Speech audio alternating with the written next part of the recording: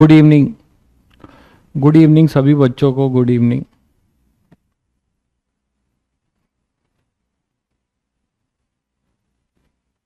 Good evening भाई कौशल, जितेंद्र, सभी को good evening. Audio video clear है भाई सभी बच्चों को? ऑडियो वीडियो क्लियर है क्या?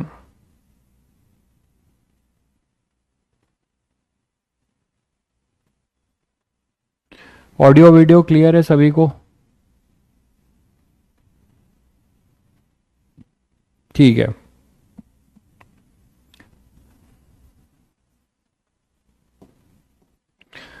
चलिए, तो स्लाइडर पे एक क्वेश्चन लास्ट करते हैं।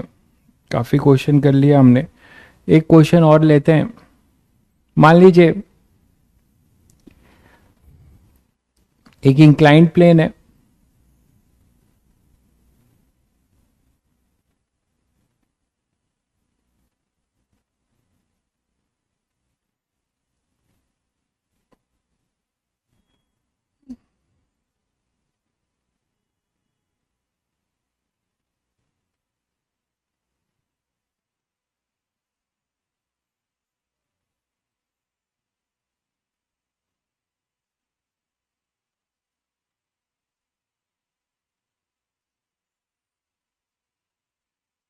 और इस इंक्लाइंड प्लेन पे कोई स्लाइडर को आप मूव करा रहे हो।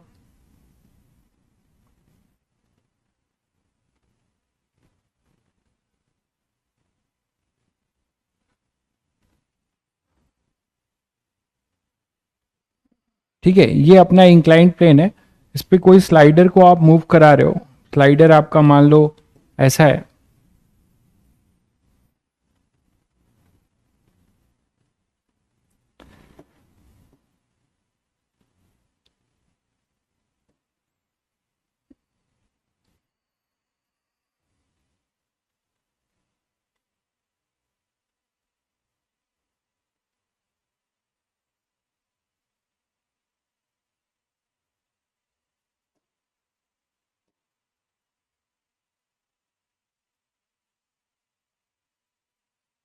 ये स्लाइडर है, ठीक है, कंडक्टिंग है।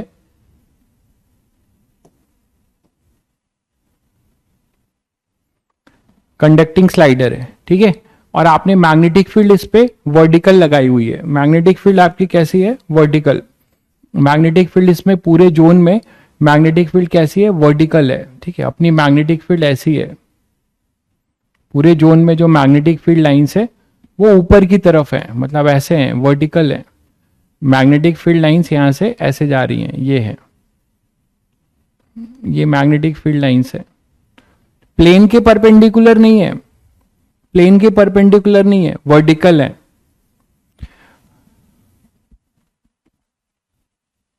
कल क्या किया था मैंने? I-2 VT ले लिया था। हाँ, तो 4 से मल्टीप्लाई तो करेंगे ना भाई, वो तो एक के लिए था ना।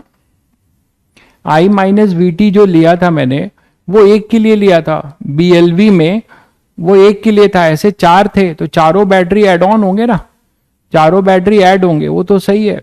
उसमें बस एक थोड़ी सी थी कि करंट कांस्टेंट आएगा बट फोर्स फिर से फंक्शन होगा। वो मैंने आपको नोट्स में करेक्ट भी कर दिया था।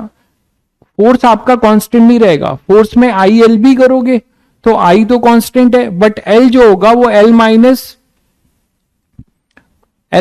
अच्छा, आप क्या कह रहे हैं कि 2VT मतलब दोनों तरफ का ले लिया था, ये कह रहे हैं? दोनों तरफ का ले लिया था फिर 4 से मल्टीप्लाई किया था। हाँ ठीक है, तो L माइनस इसलिए किया था क्योंकि जो अपना फ्लक्स होगा L-2VT। हाँ, फोर्स वाला, बिल्कुल फोर्स वाला as a function of time ही रहेगा। उसमें L जो होगा वो L-2VT होगा, L-2VT होगा। तो वो फोर्स, आपका फोर्स जो है टाइम का फंक्शन रहेगा। वो मैंने उसमें करेक्ट कर दिया था आई थिंक नोट्स में।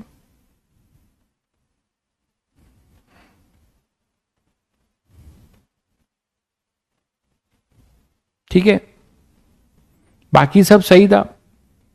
फोर्स जो है फंक्शन ऑफ टाइम होगा, बिल्कुल। तो ये अपना मैग्नेटिक फील्ड है और ये वर्टिकल है, यूनिफॉर्म है बट वर्टिकल है। स्लाइडर अपने पास है ये, जिसका मास m है और लेंथ L है। स्लाइडर का मास m है और लेंथ l है, ये स्मूथ है और ये एंगल आपको दिया जा रहा है थीटा, इंक्लाइनेशन एंगल थीटा है। क्या निकालना है आपको? आपको निकालना है इसकी टर्मिनल वेलोसिटी। आपने इसको रिलीज कर दिया है, slider is release from rest on a smooth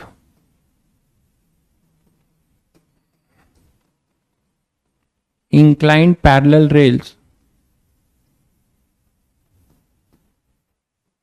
on smooth inclined parallel rails, ठीक है, where magnetic field is vertical, magnetic field is vertical, magnetic field अपना कैसा है? वर्टिकल है। तो हमें बस क्या बताना है? Terminal velocity. Find terminal velocity of the slider, terminal velocity of the slider. पहला है। दूसरा है induce current eight the time of terminal velocity.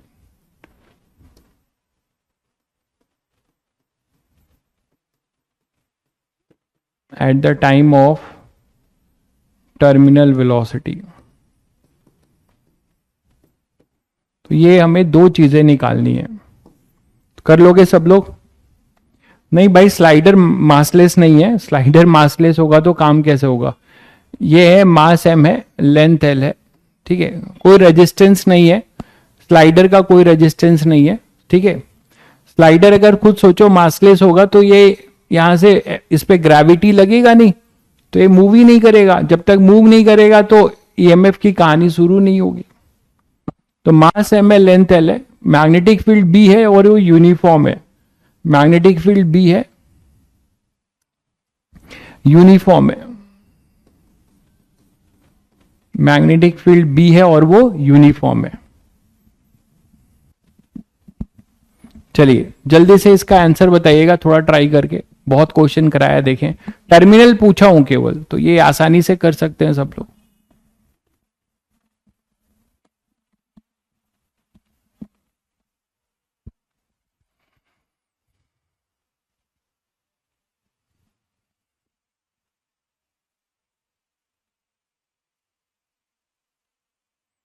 भाई बबल सिंकिंग कॉन्सेप्ट आप तब से पिछली बार भी कुछ बोल रहे थे, क्या बबल सिंकिंग कॉन्सेप्ट यहां पर क्या बताना चाह रहे हैं?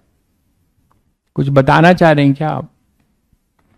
Bubble sinking concept surface tension की बात करना चाह रहे हैं? क्या करना चाह रहे हैं? चार्ज बबल है, उसमें सरफेस टेंशन है, कुछ वैसा कुछ बताना चाह रहे हैं आप?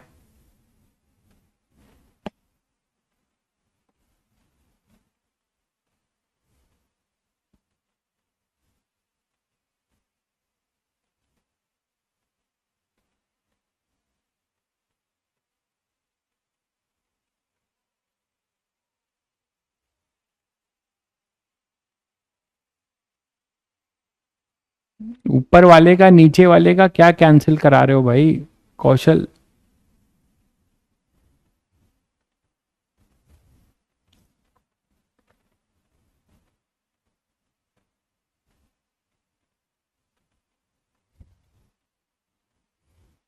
हाँ, दोनों तरफ क्लोज लूप बन रहा है, बिल्कुल बन रहा है, बनने दो, क्या दिक्कत है? आप इसको इनिशियली यहीं से मान लो ना कि ये इनिशियली ये जो है ना, ये स्लाइडर यहां से छोड़ा जा रहा है t=0 पे, तो कोई एरिया लेके नहीं चल रहा है, इसमें आप परेशान मत होइए, कोई एरिया लेकर नहीं चल रहा है, ये t=0 पे छोड़ा जाएगा। दोनों तरफ अगर बन रहा है तो बनने दो, उससे दिक्कत क्या है? नेट ईएमएफ तो आएगा ना, नेट ईएमएफ तो आएगा, नेट करंट तो आएगा, ठीक है। आप लोग ज्यादा सोच रहे हो इस पे। देखो हमें टर्मिनल वेलोसिटी से मतलब है ना, आप क्वेश्चन पे गए नहीं, आप ज्यादा सोच रहे हैं। आपको जो है टर्मिनल वेलोसिटी चाहिए। टर्मिनल वेलोसिटी का मतलब होता है नेट फोर्स 0 हो जाए, वेलोसिटी कांस्टेंट हो जाए, यही है ना। तो नेट फोर्स 0 कैसे होगा उसके बारे में सोचते तो आपको रास्ता मिलता है। देखिए अब मैं कर रहा हूं, काफी टाइम दे दिया। देखिए इस बी का पहले कंपोनेंट ले लीजिए, एक अपना होगा B parallel to the inclined और दूसरा अपना हो जाएगा बी परपेंडिकुलर। ये बी जो है इधर होगा और एक बी जो होगा वो इसके क्या होगा, इसके परपेंडिकुलर होगा, मतलब प्लेन के परपेंडिकुलर। दिख रहा होगा सभी को।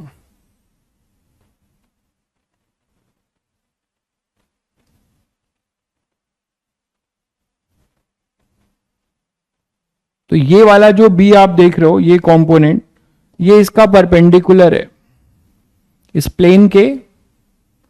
प्लेन से परपेंडिकुलर है भाई, प्लेन से।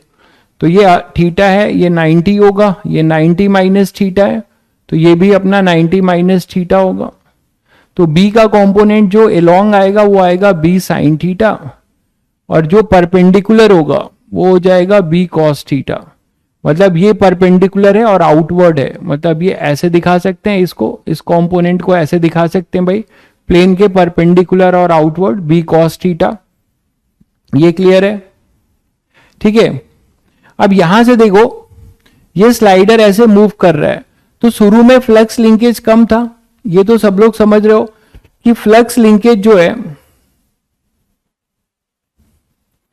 फ्लक्स लिंकेज बढ़ेगा कि घटेगा?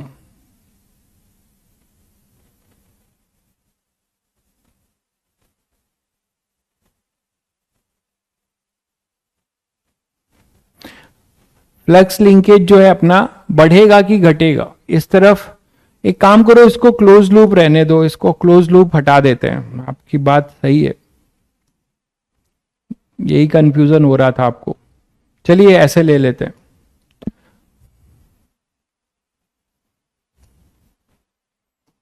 ठीक है, अब ठीक है भाई। हाँ हटा दिया, चलो नीचे वाले को हटा दिया, चलिए ठीक है। तो अब यहां पर ये एरिया बढ़ रहा होगा, तो एरिया बढ़ रहा होगा तो फ्लक्स बढ़ रहा होगा। तो फ्लक्स ना बढ़े उसके लिए जो है इंड्यूस करंट इसमें ऐसा होगा जिससे कि इसकी जो मैग्नेटिक फ्लक्स है वो किधर आएगा, मैग्नेटिक फ्लक्स जो अपने पास इंड्यूस करंट आएगा, वो इस इंड्यूस करंट से मैग्नेटिक फ्लक्स इसमें इस तरीके से होना चाहिए, मतलब करंट ऐसा होना चाहिए। और करंट जब ऐसा होगा तो इस पे बी कॉस थीटा ऊपर है, तो ये तो ऊपर लग रहा है, ठीक है। क्लियर है? अब हो जाएगा क्वेश्चन। इंक्रीज करेगा, बिल्कुल इंक्रीज करेगा, ये टी इक्वल टू 0 ही ले लेना, यहां से जस्ट रिलीज किए हो। तो अब ये अपना क्या करेगा, इंक्रीज करेगा। तो जब ये इंक्रीज करेगा तो क्या हो जाएगा, जैसे जैसे ये इंक्रीज करेगा फ्लक्स जो है अपना बढ़ेगा, फ्लक्स बढ़ेगा। और एक चीज बताओ मुझे, फ्लक्स में रोल कौन प्ले कर रहा है? फ्लक्स में रोल प्ले कर रहा है बी कॉस थीटा, जो इसके परपेंडिकुलर है। इस चीज को मैं अगर और बना के दिखाऊं तो आप लोग यहां से शायद समझ पा रहे होगे, यहां से बेटर ढंग से समझोगे कि मुझे किस बी से मतलब रह जाएगा। देखिएगा, अगर इसको मैं यहां से बनाऊं तो आप ज्यादा समझ सकते हो।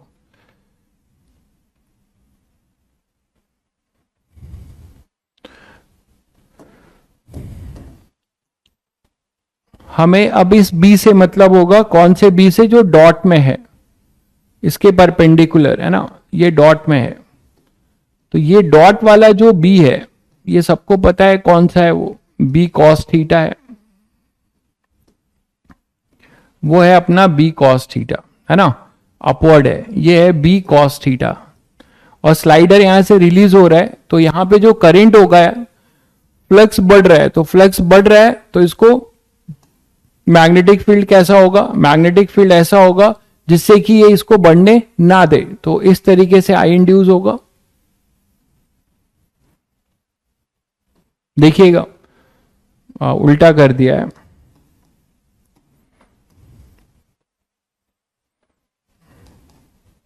तो आई इंड्यूस की डायरेक्शन अपनी ऐसी होगी जिससे कि इसकी मैग्नेटिक फील्ड इसको अपोज करे। बोलो भाई। और इस आई इंड्यूस की वजह से जो मैग्नेटिक फील्ड है ऊपर, हमें इसके मैग्नेटिक फील्ड से मतलब होगा। उसका रीजन आप लोग शायद समझ गए होंगे डायरेक्शन निकालकर, कि एल क्रॉस बी करो, तो एल क्रॉस बी अगर एल क्रॉस बी करोगे तो फोर्स ऊपर लगेगा, है ना, तब टर्मिनल की बात बनेगी। तो यहां पर एक फोर्स लगेगा इधर एफ बी, और इधर लग रहा होगा एम जी साइन थीटा। और ये जो फोर्स है किस कंपोनेंट का है ये समझ रहे हैं आप, ये होगा एम जी साइन थीटा, इधर होगा एफ बी। ठीक है, टर्मिनल अगर आप बोल रहे हैं, मान लीजिए ये वी टर्मिनल है, तो ये बैलेंस होने चाहिए। तो at the time of terminal velocity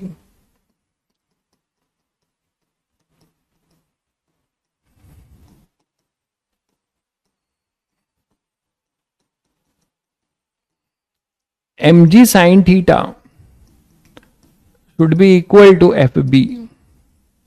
तो M G sine theta is equal to I induced L B, length L लिया था, और ये बी के जगह पे होगा बी कॉस थीटा। क्लियर है? तो आई इंड्यूस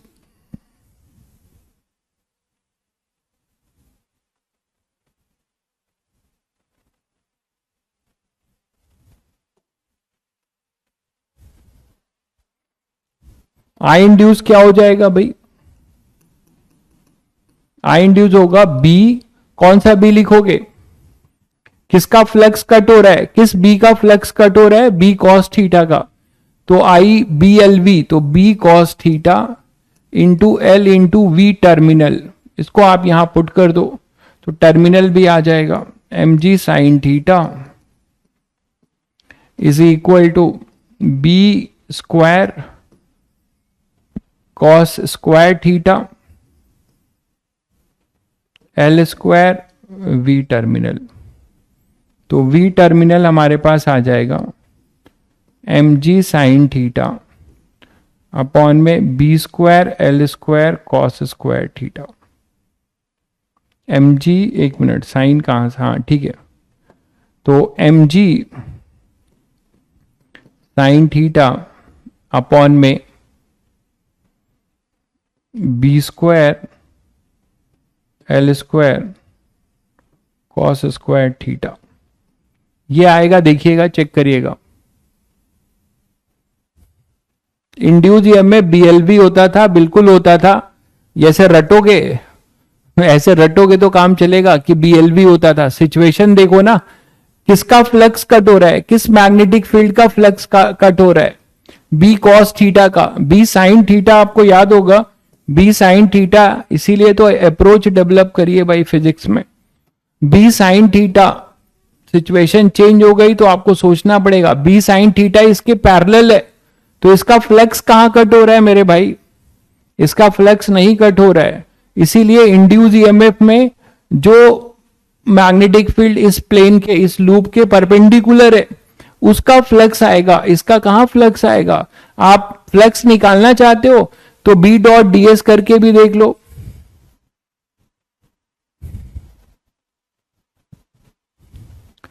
आई इंड्यूस में बी लिखा मैंने, B cos theta L V T, और ये जो लिखा है ये इसी बी का जो है फोर्स होगा। बी साइन थीटा का फोर्स कैसा होगा जरा चेक करके देखो, आई एल क्रॉस बी करो, आई एल क्रॉस बी करोगे तो बी साइन थीटा का फोर्स स्लाइडर के परपेंडिकुलर होगा, जो नॉर्मल रिएक्शन क्रिएट करेगा, जो नॉर्मल रिएक्शन क्रिएट करेगा। आई इंड्यूस बीएलवी लिखा है, कहां लिखा हूं बीएलवी, कहां लिखा हूं, आई इंड्यूस लिखा हूं बी के जगह मैंने बी कॉस थीटा लिखा है, एल इंटू बी टर्मिनल लिखा है, सही तो है। ठीक है भाई, आई इंड्यूस की वैल्यू अगर आप निकालना चाहोगे तो आई इंड्यूस की वैल्यू भी यहां पे पुट कर लो वीटी, वहां से आपको कॉस थीटा, एक कॉस थीटा कैंसिल होगा और इस समय का आई इंड्यूस भी मिल जाएगा, वो हो जाएगा M G upon B square L square tan theta. तो टर्मिनल वेलोसिटी के टाइम का इंड्यूस करंट स्लाइडर का मिल जाएगा।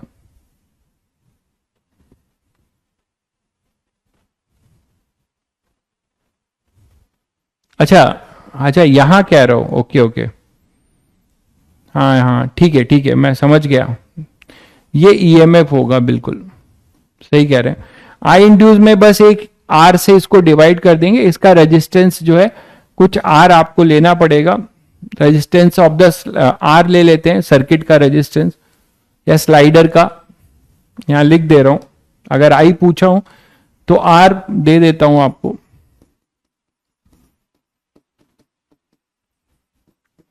रेजिस्टेंस ऑफ द स्लाइडर, ठीक है, रेजिस्टेंस ऑफ द स्लाइडर, आप सही कह रहे हैं। तो ये ईएमएफ होगा ना, ठीक है। तो आई इंड्यूस अपॉन में आर हो जाएगा, बस यही अंतर होगा, बाकी सब तो सही है। तो टर्मिनल वेलोसिटी BL VT, तो ये क्लियर है ना, VT तो सही है। फोर्स को बैलेंस कर दिया गया है, mg sine theta equal to I induce L B cos theta. EMF होगा B cos theta L VT। अच्छा, तो थोड़ा सा R में यहां पे चेंज होगा, ठीक है।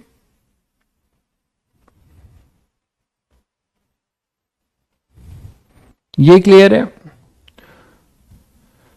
ईएमएफ हमें मिल गया। ईएमएफ को आप लिख सकते हो क्या, आई इंड्यूस क्या लिख सकते हो, आई इंड्यूस हो जाएगा ईएमएफ अपॉन में रेजिस्टेंस। तो इसको रेजिस्टेंस से डिवाइड कर देंगे तो B cos theta L V T upon में आर, ये हमें मिल जाएगा। अब इसको यहां पुट कर दो तो M G sine theta is equal to B square L square cos square theta V terminal upon में आर। तो वी टर्मिनल आपको मिल जाएगा, वो होगा M G R sine theta upon में B square L square cos square theta. अब ठीक है भाई, चेक कर लो, अब सही है, ठीक है। तो आई इंड्यूस अब आप निकाल दो यहां से, आई इंड्यूस की वैल्यू यहां पे पुट कर दोगे तो वीटी की पता है, तो आई इंड्यूस पुट करोगे तो यहां से बी कॉस थीटा एक कैंसिल हो जाएगा,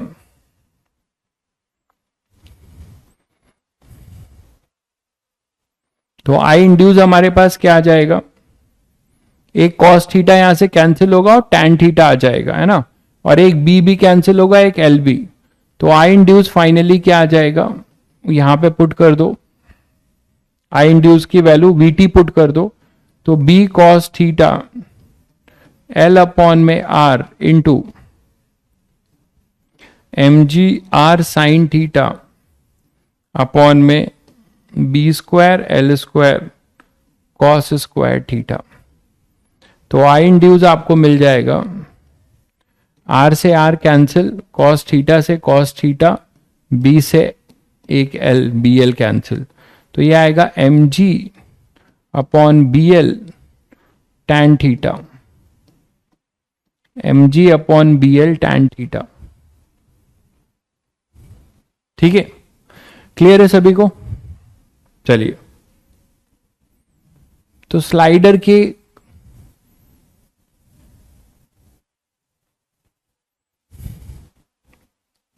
बहुत सारे केसेस किए हमने।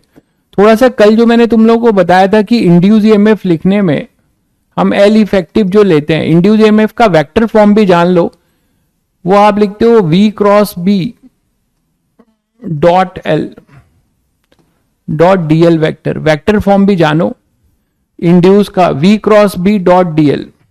कहां से आया ये वहीं से आया जो क्यू वी क्रॉस बी होता था, इलेक्ट्रॉन को ड्रिफ्ट करके और हमें पोटेंशियल डिफरेंस क्रिएट कराता था। ठीक है, तो हम ये लिख सकते हैं यहां पे कि वी क्रॉस बी मतलब Q V cross B work done वाले से, वर्क डन पर यूनिट चार्ज वही अपना पोटेंशियल है, तो मैग्नेटिक फोर्स का लिखा है, यहां से आया वी क्रॉस बी। और डॉट डीएल कहां से आया, डॉट डीएल ये कहां से आया समझ रहे हो ना, एफ बी क्या होता है, क्यू वी क्रॉस बी, याद करो। और एफ ई क्या होता था, क्यू इंटू ई। तो जब इसे आप बैलेंस करते थे F B is equal to Hall effect से, याद आ रहा है सभी बच्चों को, तो यहां से आप बोलते थे ना कि E vector is equal to V cross B, ये लिख देते। और जो अपना EMF होगा वो क्या लिखते थे, V dV equal to integral E dot dl, याद करो वो लिखते थे ना, E डॉट dl। तो ये वही चीज है। तो V cross B dot dl, शायद सभी बच्चे क्लियर हैं। तो ये वेक्टर फॉर्म भी आप जान लीजिए, इंड्यूस ईएमएफ का वेक्टर फॉर्म। ठीक है, क्लोज का कह रहे हो भाई, क्लोज में ये इसकी बात कर रहे हैं ना आप, तो इसमें क्लोज भी अगर आ जाएगा मान लो, तो एक तरफ हमारा क्या हो रहा होगा, दो ईएमएफ आएंगे, दो बैटरी लगेगी। ये तो बता चुका हूं कि एक तरफ घट रहा होगा, एक तरफ बढ़ रहा होगा। ठीक है, तो नेट बैटरी अपोज करेगी, ईएमएफ अपने पास यहां टर्मिनल का चांस बनेगा कि नहीं वो डिपेंड करेगा।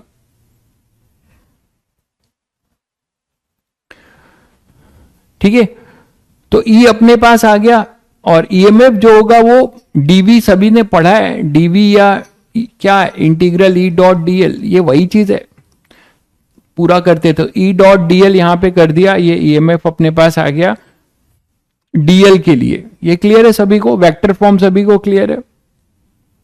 ई इलेक्ट्रिक फील्ड है मेरे भाई, मतलब क्लास नहीं करते हो क्या यार, हॉल इफेक्ट बताया नहीं था, क्लास अगर नहीं करोगे तो ऐसे ही सरप्राइज लगेगा। ई इलेक्ट्रिक फील्ड है, हॉल इफेक्ट नहीं पढ़ा है क्या, हॉल इफेक्ट में बताया था कि क्यू ई और एफ क्यू वी बी जब बराबर हो जाएंगे, वही चीज है। अच्छा, कल फिर मैंने आपको यह भी बताया था कि अगर इफेक्टिव लेंथ कैसे आया, थोड़ा उसको वेक्टरली भी आप प्रूव कर सकते हैं। देखिएगा, मान लीजिए आप एक कोई जनरल वायर लेते हैं,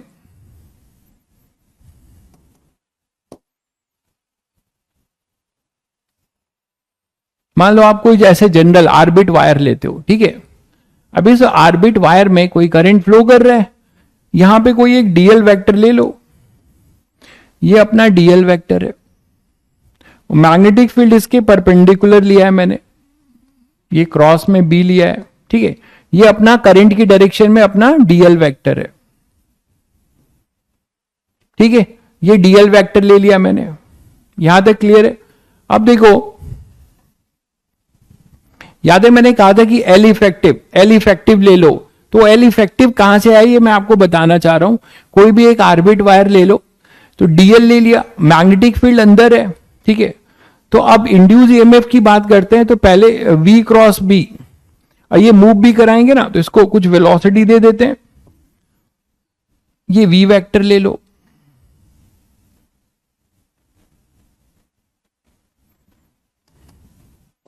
ये मान लो मैंने एक वी वेक्टर ले लिया, वायर ऐसे मूव कर रहा है, वायर जो है ये आर्बिट शेप का वायर है, ये ऐसे मूव कर रहा है, तो वी क्रॉस बी करोगे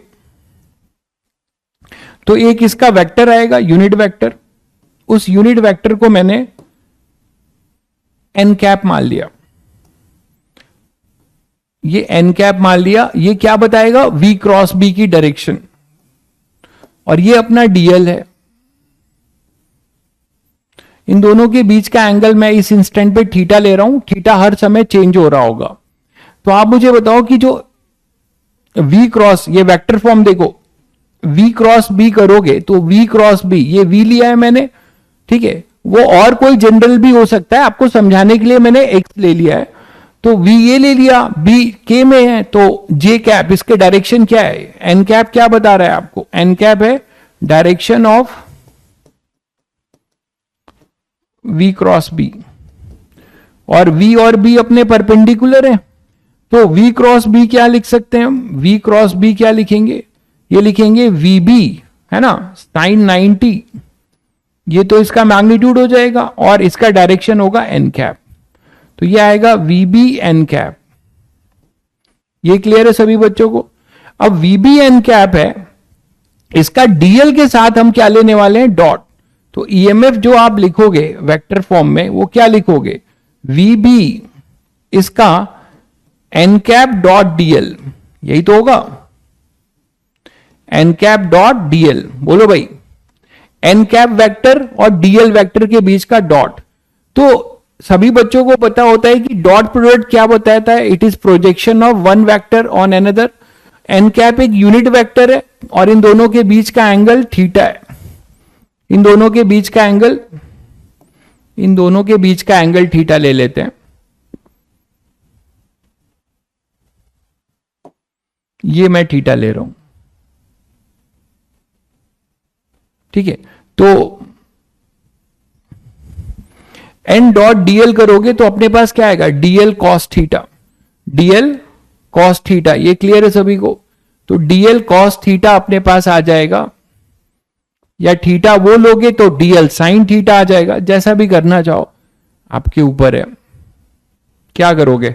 एन डॉट डीएल, ये एन है, ये डीएल है, और थीटा अगर आप ये ले रहे हो तो इसका इफेक्टिव, हम मतलब ये प्रूफ करना चाहते हैं कि हमारे पास जो आएगा, ये जो इफेक्टिव लेंथ वेक्टर का कौन सा कंपोनेंट लेंगे हम, परपेंडिकुलर कंपोनेंट। तो ये हम प्रूफ करना चाहते हैं। पहले तो ये देखें कि इसका इफेक्टिव लेंथ वेक्टर क्या बनेगा। इसका इफेक्टिव लेंथ वेक्टर कुछ ये बनेगा भाई,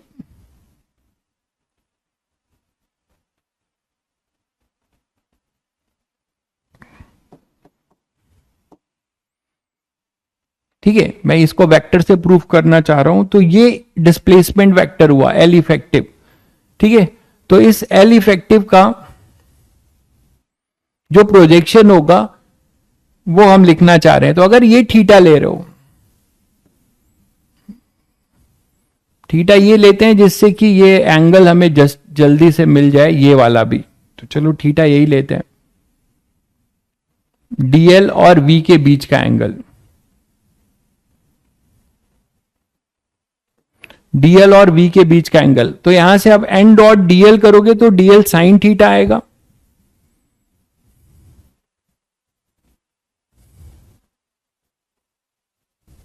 और उसको इंटीग्रेट करना पड़ेगा, उसको फिर हमें इंटीग्रेट करना पड़ेगा। तो डी और एल का डॉट है, तो इजी क्या रहेगा देख के बताइए। बाकी आप करने को कुछ भी कर सकते हैं। अगर आप डॉट ले रहे हो तो फिर ये एंगल गेस करना पड़ेगा। इसी को अगर ले लें तो हमारे पास ईएमएफ फाइनली क्या आएगा, ईएमएफ डी ले लेते हैं इसको डीएल के लिए। तो ये अपने पास डी मान लेते हैं। तो डी क्या आ जाएगा, V B DL sine theta, sorry DL cos theta. Theta हमने वो लिया है dot product, DL cos theta. इसी को आप नेट के लिए इंटीग्रेट करेंगे तो ई इंड्यूस जो होगा उसमें वी बी तो कांस्टेंट है, बाहर ले लीजिए, इसीलिए यूनिफॉर्म के लिए कर रहे हैं।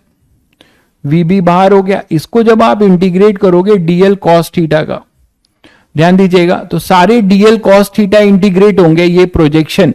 तो पूरा कौन सा चीज बनेगा हमारे पास, डीएल साइन थीटा को इंटीग्रेट करोगे, डीएल कॉस थीटा वेक्टर को इंटीग्रेट करते जाओगे तो आपको क्या मिलेगा, ये देखकर बताइए आप लोग।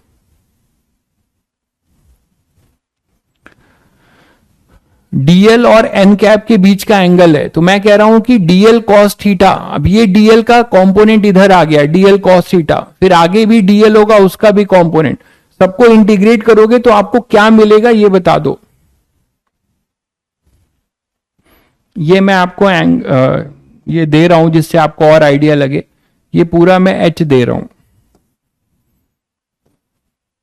तो शायद सभी बच्चे समझ रहे हैं क्या मिलेगा, एल इफेक्टिव।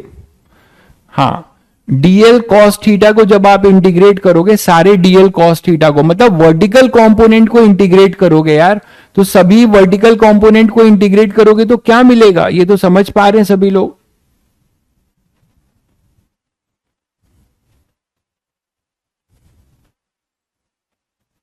ये एंगल कुछ पूरा ले लेते हैं, ये एंगल अपना मान लीजिए पूरा ये बीटा है, ठीक है, ये एंगल पूरा बीटा है। तो हम ये डीएल कॉस थीटा को, सारे डीएल कॉस थीटा को इंटीग्रेट करेंगे तो हमें फाइनली मिलेगा एल साइन बीटा, और एल, इसको पूरे को एल लेते हैं, ये पूरा एल है, डिस्प्लेसमेंट को एल ले लेते हैं, ठीक है, इसको पूरे को L ले लेते हैं, तो फाइनली आपको मिलेगा VB, इसको जब आप करेंगे तो ये मिलेगा L साइन बीटा जो कि H होगा। वर्टिकल कंपोनेंट को आप इंटीग्रेट कर रहे हैं, L साइन बीटा मिलेगा जो कि H होगा, VBH। यही चीज मैंने आपको बताई थी कि आर्बिट शेप में भी V परपेंडिकुलर टू H लेंगे। क्या कह रहे हैं, हमेशा V की डायरेक्शन वाला कंपोनेंट क्यों इंटीग्रेट करना है? देखिए V की डायरेक्शन वाला नहीं समझे आप क्या बोल रहे हैं। हमें V क्रॉस B है, तो V क्रॉस B में यहां पे मैंने इन दोनों का परपेंडिकुलर था तो वो तो 90 लिख दिया, एन कैप। डायरेक्शन DL और एन कैप के बीच का डॉट ले रहे हैं ना, तो इनके बीच का एंगल है, तो वो DL cos थीटा है। तो शायद सब लोग समझ गए कि इसमें एक्चुअली हो क्या रहा है। ये DL है, देखो इसका यही कंपोनेंट, ये हॉरिजॉन्टल कंपोनेंट और एक वर्टिकल कंपोनेंट आएगा DL का, ऐसा आएगा। देखो जरा, ये ट्रायंगल लॉ बन रहा है कि नहीं? ये DL वेक्टर है, ये थीटा था अपना, तो ये अपने पास हो जाएगा DL cos थीटा और DL sin थीटा। तो यहां से जो हमारे पास प्रोजेक्शन आ रहा है, मैंने एंगल गलत लिया है क्या, एक बार चेक करिएगा सब लोग।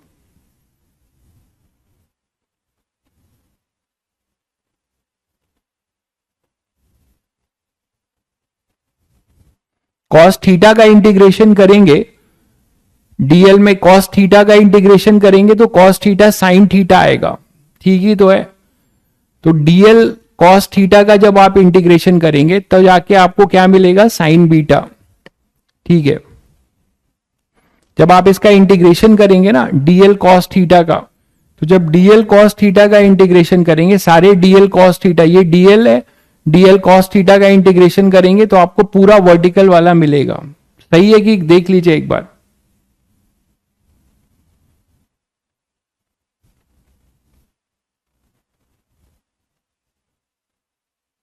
चलिए,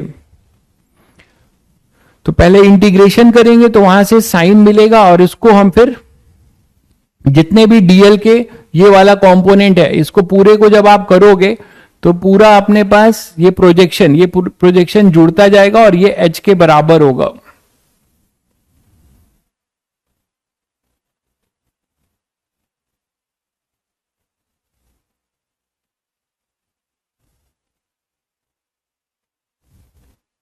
ये क्लियर है सभी को? ये क्लियर है भाई? हाँ, डिस्प्लेसमेंट और H अलग है, बिल्कुल। डिस्प्लेसमेंट है अपना इनिशियल से फाइनल को ज्वाइन किया और उसके बाद हमें EMF लिखना है, तो इस L का भी हमने क्या लिया, इफेक्टिव। L का भी हमने, ये L है, इस L का हमने इफेक्टिव लिया। H किसके बराबर होगा, L साइन बीटा के। तो यही वाला जो है इस V के परपेंडिकुलर आएगा। ये जो V है ये L इफेक्टिव हो जाएगा और ये V परपेंडिकुलर हो जाएगा। शायद सब लोगों को क्लियर हो गया होगा। मैं जो चीज आपको करा चुका हूं उसको वेक्टर प्रूफ दे रहा हूं। डीवी कहां लेंगे यार, तो कुछ भी बोल रहे हो। V कांस्टेंट है मेरे भाई, यहां पे V कांस्टेंट है, डीवी क्यों ले रहे हो, कुछ समझ में नहीं आ रहा है। एक पर्टिकुलर वेलोसिटी से हम इसको स्लाइड करा रहे हैं, डीवी क्यों लोगे?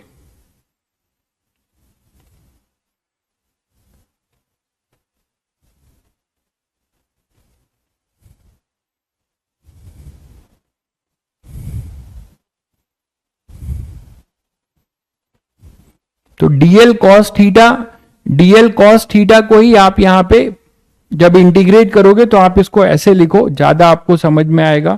इसी को डायरेक्ट लिखो, इसको पूरा इंटीग्रेट करोगे इस डीएल कॉस थीटा को, तो सारे डीएल कॉस थीटा इंटीग्रेट होंगे तो वो आपको मिलेगा H के बराबर। ये पहले H होगा, ठीक है। और इसी H को आप L साइन बीटा भी लिख सकते हो, इसी H को आप L साइन बीटा भी लिख सकते हो, इफेक्टिव का परपेंडिकुलर कंपोनेंट। काफी समझा दिया, आई थिंक सबको क्लियर है। चलिए, क्लियर है सभी को?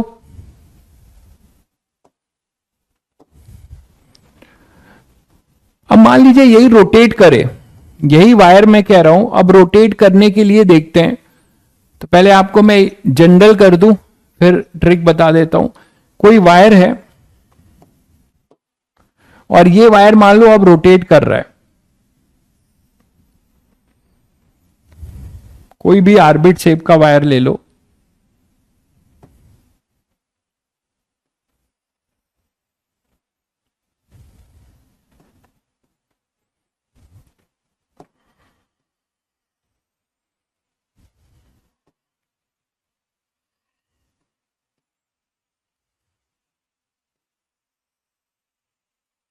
चलो यही ले लिया, ठीक है, कैसे भी ले लो, कोई उससे फर्क नहीं पड़ता।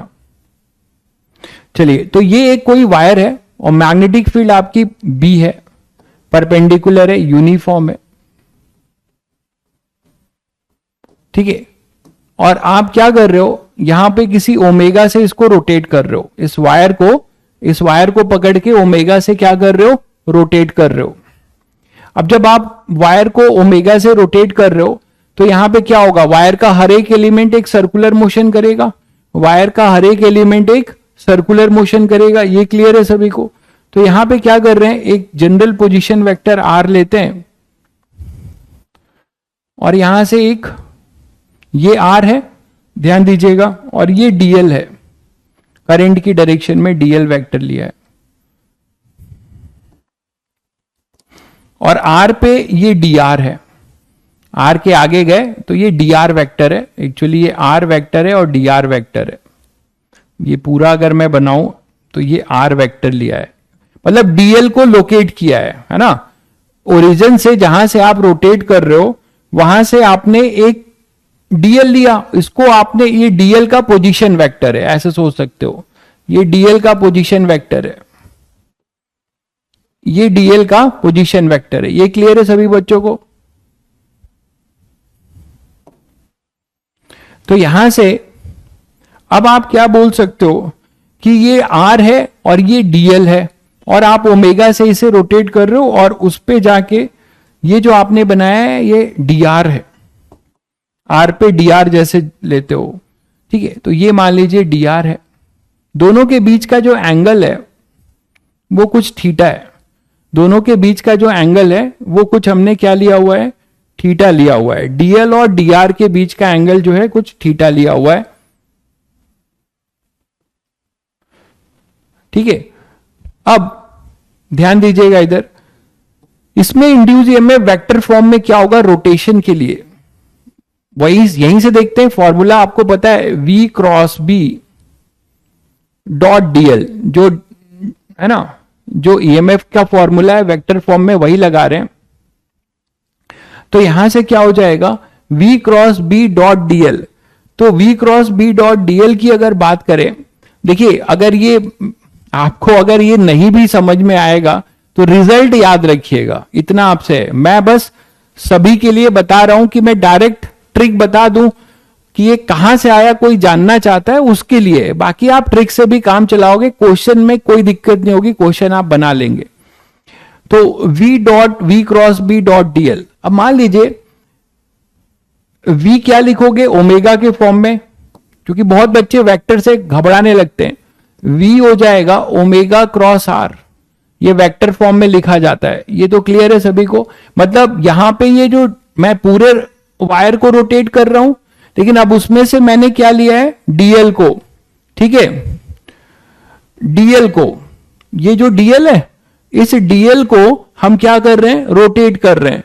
तो डीएल के लिए हम लिख रहे हैं केवल कि उसकी जो वेलोसिटी होगी, यहां पर ये ओमेगा है तो कुछ वेलोसिटी होगी, तो V जो हम लिख रहे हैं वो क्या लिख रहे हैं, ओमेगा क्रॉस R। मान लीजिए यहां पर हो आप, ये R है, ये ओमेगा है, तो ये पार्टिकल ऐसे V से मूव करेगा, तो ये तो जानते होगे, थोड़ा बहुत याद होगा। V जो होगा, V को हम वेक्टर फॉर्म में लिखेंगे, तो V वेक्टर फॉर्म में जो तो V को लिख सकते हैं omega cross R, angular velocity cross R, ये तो जानते होगे, नहीं भी जानते हो तो ये अभी जान लो। अब ओमेगा आपको पता है, ओमेगा वेक्टर क्या है, ओमेगा वेक्टर फॉर्म में लिख रहा हूं, इट इज ओमेगा माइनस के कैप। ओमेगा की डायरेक्शन तो सभी बच्चे जानते हैं, ये इधर है तो माइनस के कैप। अब एक जनरल पोजीशन वेक्टर आपने लिया है, वो क्या लिखें, कुछ x I cap plus Y J cap, ठीक है। इसका पोजीशन वेक्टर, इसके कोऑर्डिनेट्स जो है, जहां पे डीएल को तुमने लोकेट किया है, इसको एक्स कॉमा वाई ले रहे हैं। जहां पे आपने डीएल को लोकेट किया है उसको मैंने एक्स कॉमा वाई ले लिया, तो ये पोजीशन वेक्टर हो जाएगा। अब आप क्रॉस करो जरा वी, पहले वी क्रॉस बी करो, तो वी क्रॉस बी करोगे तो क्या मिलेगा, ओमेगा माइनस के कैप, ठीक है, cross x I cap plus Y J cap, ये लिख सकते हो। अब देखो ओमेगा एक्स और यहां पे ये यूनिट वेक्टर का क्रॉस तो सभी बच्चे जानते होंगे, के क्रॉस आई क्या होगा, आई क्रॉस जे, जे क्रॉस के क्रॉस आई, के क्रॉस आई होगा अपना जे, तो ये हो जाएगा माइनस ओमेगा एक्स जे कैप, पहले वाले का। फिर दूसरे वाले का देखो, दूसरे वाले का होगा के क्रॉस जे, के क्रॉस जे, जे क्रॉस के होता है आई, तो के क्रॉस जे होगा माइनस आई, वो माइनस और ये माइनस हो जाएगा प्लस, और ओमेगा वाई आई कैप। यहां तक सभी बच्चों को क्लियर है? पहले ये देख लीजिए ध्यान से।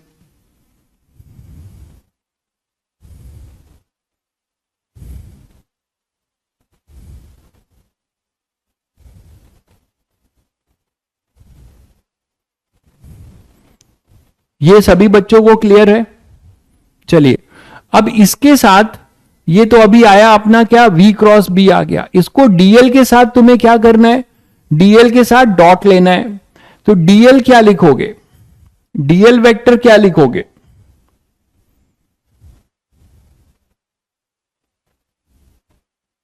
पहले इसको क्रॉस v क्रॉस b, तो हमने अभी क्या लिखा है, v क्रॉस b लिख लिया, डॉट dl, तो v cross b dot dl,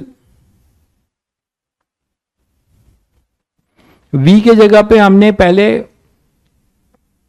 अच्छा ओमेगा क्रॉस r पहले किया है, ये अभी v नहीं है, सॉरी v है अपना, अभी तो v आया है, ये v आया है ना, ये अभी तो v आया है ओमेगा क्रॉस r।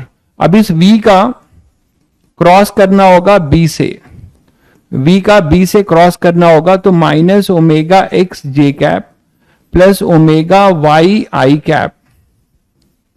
थोड़ा अझेल लग रहा होगा आपको, बट आप कुछ एक्स्ट्रा भी जानिए जो और लोग नहीं जानते। तो ये अपना v है, v होगा ओमेगा क्रॉस r, ठीक है। तो पहले हमने ओमेगा क्रॉस r करके v निकाला, अब इस v का b के से क्रॉस लेंगे, तो इनटू क्रॉस करेंगे b की वैल्यू है b माइनस के कैप, तो इसका क्रॉस करते हैं तो क्या आ जाएगा, माइनस ओमेगा एक्स बी, ये तो आप ऐसे लिख लीजिए, और ये जे क्रॉस के होगा आई, ठीक है, जे क्रॉस के आई, और ये माइनस माइनस प्लस, तो क्या होगा omega X B I cap. अब इसका देखो आई क्रॉस के क्रॉस आई होता है जे, तो आई क्रॉस जे होगा माइनस, आई क्रॉस के होगा माइनस जे, वो माइनस और ये माइनस प्लस, तो प्लस ओमेगा बी वाई के कैप जे कैप। साथ साथ में करिए, आपको समझ में आएगा। आई क्रॉस के लिखा है, के क्रॉस आई जो होगा, आई क्रॉस के क्रॉस आई होता है माइनस जे, के क्रॉस आई होगा माइनस जे, वो माइनस और ये माइनस प्लस हो गया, और यहां पे जे क्रॉस के आई है, ये माइनस प्लस हो गया। तो आई थिंक सभी बच्चों को अब क्लियर हो गया कि यहां पे आ रहा है हमारे पास ओमेगा बी, थोड़ा कॉमन लिख लें, तो x I cap plus Y J cap. क्या ये सभी बच्चों को क्लियर है? एक बार चेक करिए, क्या ये सभी बच्चों को क्लियर है? क्लियर है। तो अब इसको डीएल के साथ डॉट लीजिए, फाइनली ये बचा, तो इंड्यूस, डी इंड्यूस आप उसे बोल सकते हैं, फिर उसे आप इंटीग्रेट करेंगे। आप पूरा ई इंड्यूस लिख रहे हैं तो इसको आप ऐसे इंटीग्रेशन लिखिए तो ज्यादा बेटर होगा। तो ई इंड्यूस आपका फाइनली क्या आएगा, ई इंड्यूस क्या आएगा, ई इंड्यूस अपने पास आएगा इंटीग्रेशन इसका डीएल के साथ डॉट है, तो omega B X I cap plus Y J cap dot DL vector. Omega B तो आप बाहर ले लीजिए, कांस्टेंट है। अच्छा, X I cap plus Y J cap अपना आर है, तो आर डॉट डीएल ये आप कर रहे हो, और आर डॉट डीएल होगा, आर डीएल दोनों के बीच का एंगल है थीटा, तो आर डीएल कॉस थीटा। तो इसको हम थोड़ा ऐसे लिखें, omega B R DL cos theta.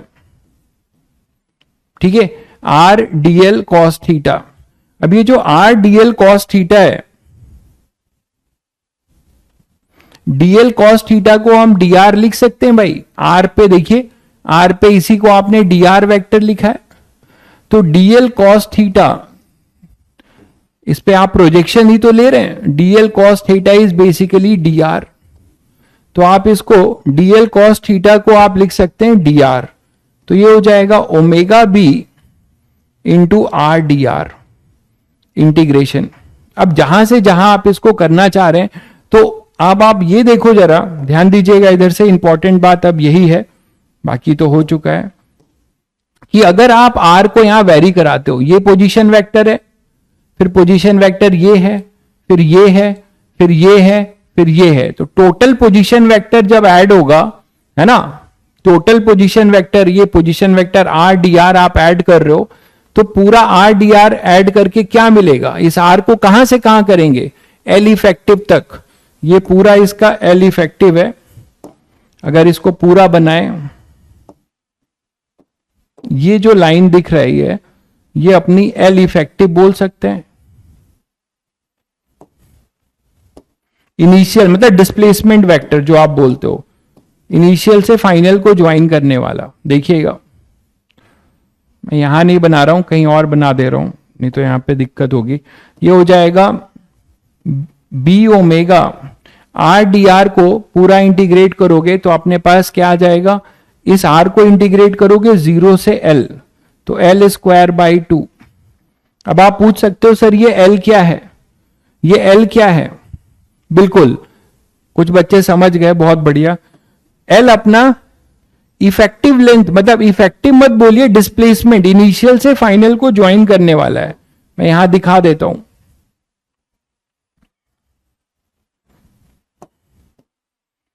तो मैं डायरेक्ट भी आपको बता सकता था और उसमें कोई परहेज नहीं है, आप फॉर्मूला रट लो, डायरेक्ट बता दे सकता था, बट कुछ जानने में बुराई नहीं है। ये है ना अपना एल, ये है भाई पूरा एल, इनिशियल से फाइनल को ज्वाइन करने वाला ये पोजीशन वेक्टर, ये पूरा एल है।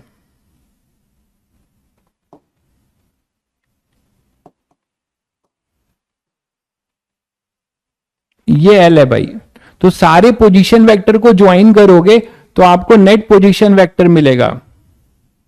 तो यहां से आपको समझ में आ गया कि ये एल आप डायरेक्ट लिख सकते हो, किसी आर्बिट वायर को रोटेट करने में, है ना, या फिर किसी एल लेंथ के वायर को रोटेट करने में हमें एक इंड्यूस ईएमएफ मिलेगा, और वो होगा B omega L square by 2। तो आपके काम का बहुत इंपॉर्टेंट चीज आया, वो ये है कि रोटेशन में ई इंड्यूस का फॉर्मूला, वो एटलीस्ट ये जरूर ध्यान रखिए, B omega L square by 2, जिसमें बी और ओमेगा कांस्टेंट है, ये भी ध्यान रखिएगा, फॉर्मूले में दिख रहा है। तो ये आपके काम का है, बाकी कुछ याद ना हो कोई दिक्कत नहीं है, चलेगा, बाकी कुछ आपको याद ना हो चलेगा, लेकिन फिर ये ध्यान रखिए B omega L square by 2, जिसमें एल किसी भी आर्बिट शेप में इनिशियल से फाइनल को ज्वाइन करने वाला क्या है, पोजीशन वेक्टर है, इफेक्टिव। अब इसको समझते हैं दूसरे वे से, इसको आप आम भाषा में भी समझ लेते हैं, वेक्टर से तो ठीक है, इसको और मैं आपको दूसरे वे से समझाता हूं ये कैसे आया। मान लीजिए कोई रॉड है, रोटेट कर रहा है, नेक्स्ट अप्रोच देखिए, कोई रॉड है, जो आपने पढ़ा है उससे मैं इसको प्रूव कर रहा हूं। कोई रॉड है, मान लो वो रोटेट कर रहा है, रोटेट करने के बाद किसी टाइम के बाद ये t इक्वल टू 0 पे रोटेशन शुरू हुआ, किसी time t equal to t पे मान लो वो इस पोजीशन को एक्वायर करता है।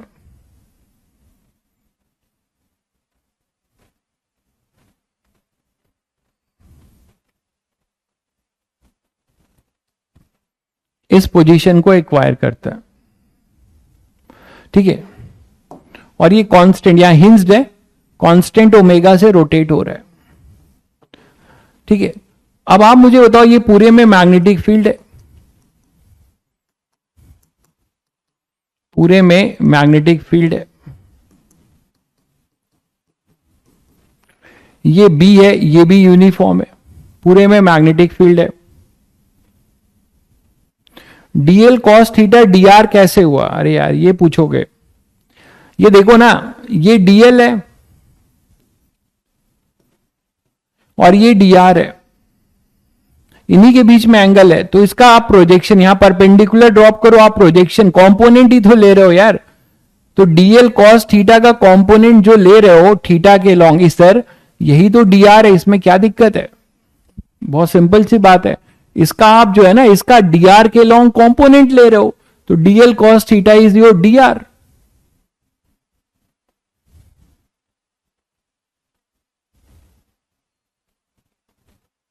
ठीक है।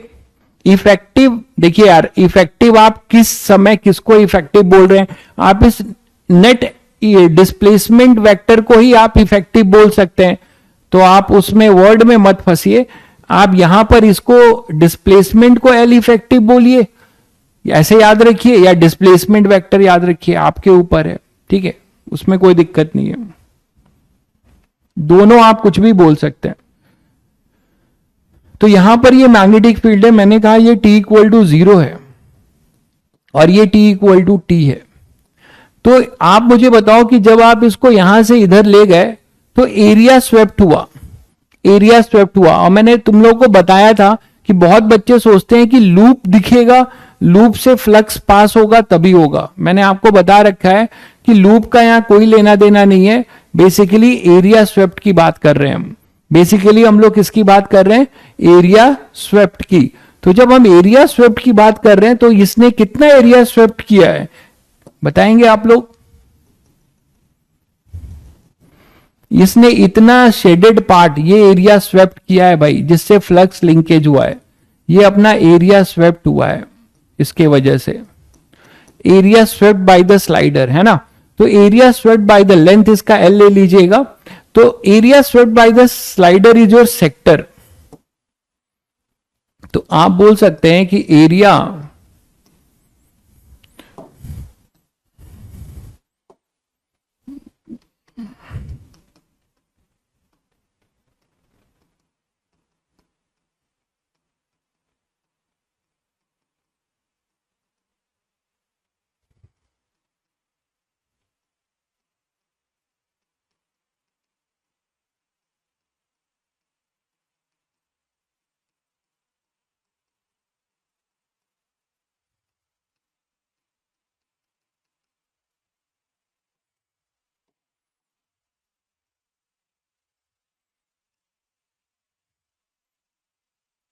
ठीक है, मान लो ये, तो यहां से फ्लक्स जो होगा वो हो जाएगा B इंटू ए, और एरिया जो है ये है area of the sector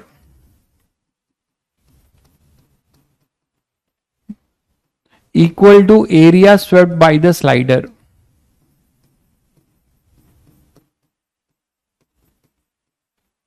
area swept by the slider, ये भी बोल सकते हो। बोलो भाई, area swept by the slider. तो यहां से आप क्या बोल सकते हो? सेक्टर का एरिया सभी को पता है, आर स्क्वायर थीटा बाई 2, ये थीटा ले लें, तो आर के जगह पे यहां एल होगा, एल स्क्वायर थीटा बाई 2, ये अपना एरिया स्वेप्ट होगा। बहुत आसान है, 2 पाई में कितने का एरिया होता है? 2 पाई में एरिया होता है पाई आर स्क्वायर का, तो थीटा में कितना एरिया हुआ निकाल लेना, पर यूनिट एंगल निकाल के थीटा से मल्टीप्लाई कर देना, तो एल स्क्वायर थीटा बाई 2, तो फ्लक्स कितना हो जाएगा? B L square by 2 theta. Now what is our induce EMF, यहां मैंने कोई साइन नहीं लिया है तो यहां पे हम मैग्नीट्यूड की बात कर रहे हैं, यहां माइनस नहीं लिख रहा हूं, नहीं तो फिर मुझे यहां बी ए कॉस थीटा लिखना पड़ेगा। D five by D T ये हो जाएगा B L square by two D theta by D T, और D theta by D T सभी को पता है वो क्या होता है, ओमेगा दिया हुआ है। तो हमारे पास ई इंड्यूस आ जाएगा B omega L square by two, B omega L square by two. तो यहां पे इफेक्टिव की कोई बात ही नहीं है, स्ट्रेट लेंथ का वायर है, ठीक है, स्ट्रेट लेंथ का वायर है, तो आप यहां सीधे सीधे B omega L square by two आराम से डराइव कर सकते हो। मैंने उसको जनरलाइज करके आपको एक कॉन्सेप्ट दे दिया पहले ही कि अगर जरूरी नहीं है कि वो स्ट्रेट हो, वायर कैसा भी हो, उसके लिए आप एल लेंगे। कहां से लेंगे, फ्रॉम द, जहां से वो रोटेट हो रहा है वहां से उसके एंड का, एक तरीके से उसको आप डिस्प्लेसमेंट बोलो या इफेक्टिव बोलो, जो आपको सही लगता है।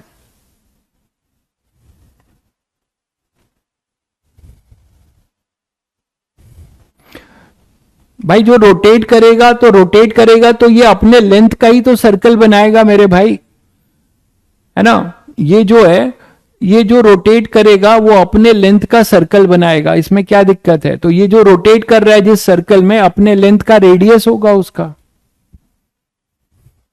कोई इफेक्टिव लेंथ एंड मैंने आपको भाई वंस बता दिया है, कोई डिफरेंस नहीं है। आप डिस्प्लेसमेंट को इफेक्टिव बोलो या डिस्प्लेसमेंट वेक्टर, जो आपके दिमाग में फिट बैठे वैसे याद रख लो।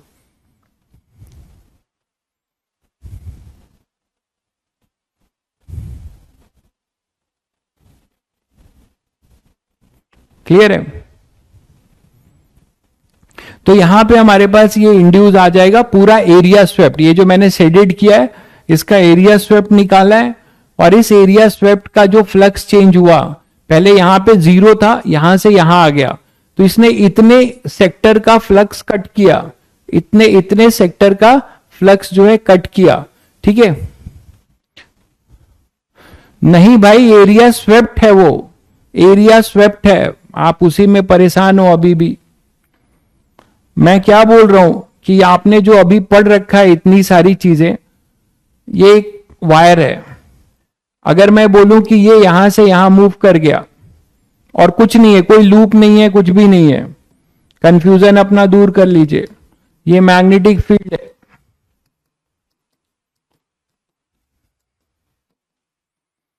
ठीक है, और ये मान लो कांस्टेंट v से मूव कर रहा है, t equal to 0, t equal to t, कोई लूप नहीं है। क्या इसमें इंड्यूस ईएमएफ नहीं होगा, क्या इसमें इंड्यूस ईएमएफ नहीं होगा। आपको हॉल इफेक्ट बताया है ना, तो हॉल इफेक्ट बताने के बाद ये किसी को कंफ्यूजन नहीं होना चाहिए कि केवल लूप दिखना चाहिए। यहां पे आपको पता है क्या होगा, इलेक्ट्रॉन की ड्रिफ्टिंग होगी, क्यू वी क्रॉस बी, इधर नेगेटिव होगा इधर पॉजिटिव, सब तो बता चुका हूं।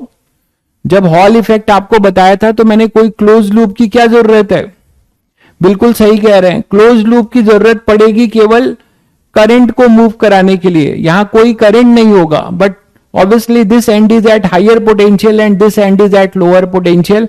इसमें आप एरिया स्वेप्ट की भी बात कर सकते हैं, इसने कितना एरिया स्वेप्ट किया है आप वैसे भी देख लीजिए, इसने कितना एरिया स्वेप्ट किया है, t इक्वल टू 0 से t इक्वल टू t में इसने इतना एरिया स्वेप्ट किया है, that is the area swept. तो ये कंफ्यूजन नहीं होना चाहिए भाई, इतना कुछ कराने के बाद ये एरिया स्वेप्ट है। कितना हो जाएगा अगर इसका लेंथ l है और ये कितना होगा vt, ये vt होगा, तो फ्लक्स कितना होगा l vt इंटू b, तो इंड्यूस ईएमएफ क्या होगा d5 बाई dt मैग्नीट्यूड, तो क्या हो जाएगा BLV। आया कि नहीं आया भाई। इंड्यूस ईएमएफ के लिए कोई क्लोज लूप जरूरी नहीं है, एरिया स्वेप्ट जरूरी है, ठीक है, और करंट के लिए क्लोज लूप है। तभी मैंने आपको कहा था, याद है मैंने आपको यह क्वेश्चन कराया था जिसमें मैंने कहा था कि कोई क्लोज लूप है तो वो जितना एरिया पॉजिटिव स्वेप्ट कर रहा है उतना, जितना एरिया आगे बढ़ रहा है, भूल जाते हो यार तुम लोग, ऐसे कैसे चलेगा। यही तो कहा था मैंने, अगर कोई मैग्नेटिक फील्ड में यहां स्वेप्ट की तो बात हुई थी, ये कल ही बताया था शायद, कि जितना ये जितना एरिया इसका t इक्वल टू 0 टाइम है ये लूप का, ये t equal to t time है, कांस्टेंट v से मूव कर रहा है, तो जितना ये पीछे छोड़ गया उतना एरिया आगे आ गया, तो एरिया स्वेप्ट 0 हुआ। ठीक है, एरिया स्वेप्ट अपना 0 हुआ, समझ गए होगे शायद। ठीक है, ये है, तो ये भी यहां पे नेट एरिया स्वेप्ट एरिया 0 है, इसीलिए फ्लक्स नहीं इंड्यूस ईएमएफ नहीं होगा, नेट स्वेप्ट एरिया 0, ये इंड्यूस इसमें 0 रहेगा।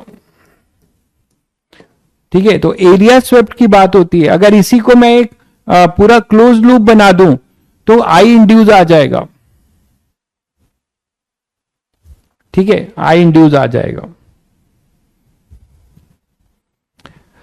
चलिए, तो हम रोटेशन की बात कर रहे थे, तो रोटेशन में अब जैसे यही बात है तो आपका कॉन्सेप्ट और थोड़ा क्लियर हो जाए। अगर मैं इसकी बात कर दूं तो क्या आप यहां इंड्यूस ईएमएफ नहीं लिखोगे, करंट आई है और इसमें जो है कोई एक स्लाइडर है वो ऐसे मूव कर रहा है किसी वेलोसिटी v से, तो क्या आप इसमें va माइनस वीबी नहीं बताओगे? va माइनस वीबी क्या होगा, बोलो भाई, क्या इसमें va माइनस वीबी नहीं होगा?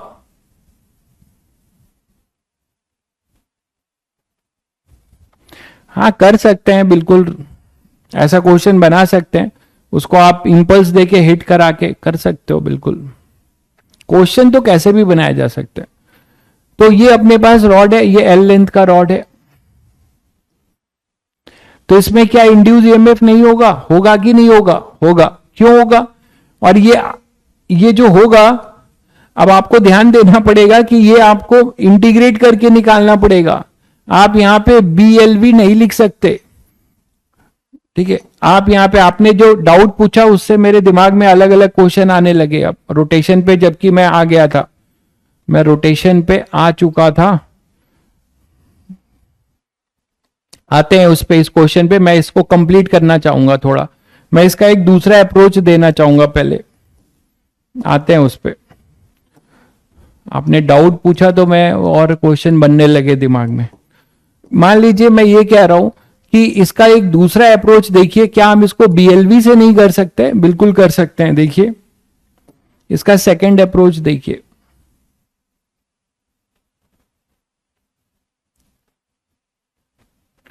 ये यहां पर है। ठीक है, किसी भी इंस्टेंट पे ले लीजिए, आप यहां पे ले लीजिए इसको कि ये थीटा पर है,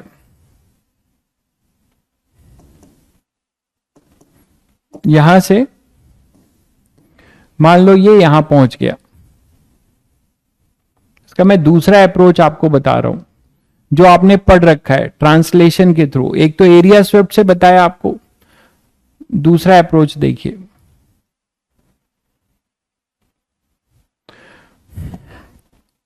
ये यहां पर हिंज है, ये कांस्टेंट ओमेगा से मूव कर रहा है, ये t इक्वल टू 0 है। ठीक है, और यहां पे ये पूरा मैग्नेटिक फील्ड है। क्योंकि कौन सा अप्रोच आपको कब काम आए नहीं पता, इसीलिए सारे अप्रोच जानिए। यूनिफॉर्म मैग्नेटिक फील्ड है, परपेंडिकुलर।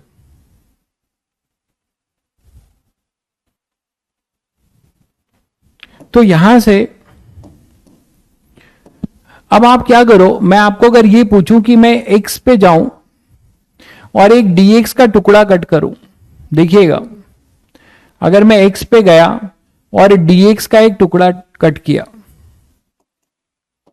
एक dx लेंथ का टुकड़ा कट किया, तो क्या आप बोल सकते हो कि इस dx लेंथ के लिए ये जो ओमेगा में ये जो आपका dx लेंथ है वो किसी रेडियस में घूम रहा है, x रेडियस में, तो इसके पास एक वेलोसिटी होगी इस इंस्टेंट पे। सबकी वेलोसिटी अपनी अलग अलग होगी। इसकी वेलोसिटी, इस टुकड़े की वेलोसिटी क्या होगी? v, और वो क्या लिखा जाएगा बताओ? वो लिखा जाएगा एक्स ओमेगा। पहले ये सभी बच्चे समझ पा रहे कि जब रॉड घूम रहा होगा तो मैं एक्स पे जाके एक डीएक्स का टुकड़ा कट किया, और मैं केवल इस डीएक्स के लिए बोल सकता हूं कि this is a slider, it is moving with velocity v equal to X omega.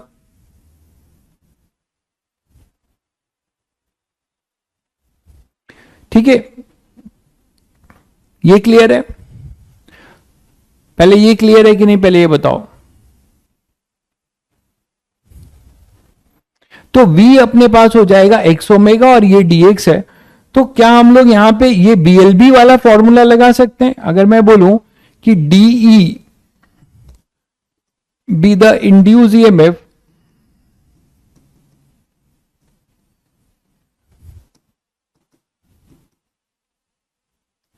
be the induced EMF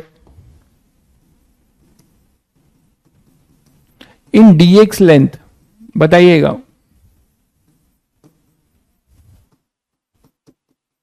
of the conductor.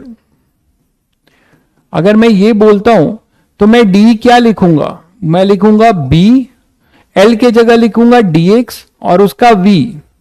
ठीक है, तो D क्या आएगा हमारे पास? BV, और dx को लिख सकता हूं x ओमेगा। B dx और V को लिख सकता हूं x ओमेगा। बोलो भाई। तो अब आप देखो B ओमेगा x dx, इसको अगर मैं इंटीग्रेट करूं 0 से E इंड्यूस और ये 0 से L, तो हमें वही चीज मिलती है कि नहीं? B omega L square by 2, फिर से आपको वही चीज मिला, B omega L square by 2। लेकिन मैंने इंटीग्रेट क्यों किया? किसी ने पूछा नहीं कि सर आपने इसको इंटीग्रेट क्यों किया? भाई, इंटीग्रेट करने का मतलब जोड़ना, बिल्कुल। अब आप ध्यान से देखो कि इसमें ये जो आपको dx दिख रहा है, इस रॉड को देखो, ये रॉड कई सारा टुकड़े टुकड़े में जो जितने भी ये टुकड़े हैं सब एक ईएमएफ से रिप्लेस हो सकते हैं। सबको आप एक बैटरी से जोड़ सकते हो, मानते हो कि नहीं? कैसे? इसका जो ड्रिफ्टिंग ये हॉल बताएगा, बिल्कुल, बहुत बढ़िया भाई रॉनिक, सीरीज में हो जाएंगे बैटरी। ये हॉल इफेक्ट से आप देख सकते हो, बिल्कुल हॉल इफेक्ट से देख सकते हो। कैसे? अगर आप इस डीएल की बात कर रहे हो केवल, जो मैं आपको यहां दिखा रहा हूं,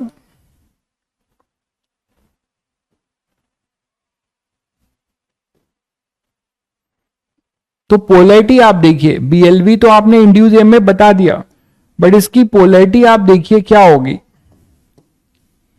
ये V से जा रहा था,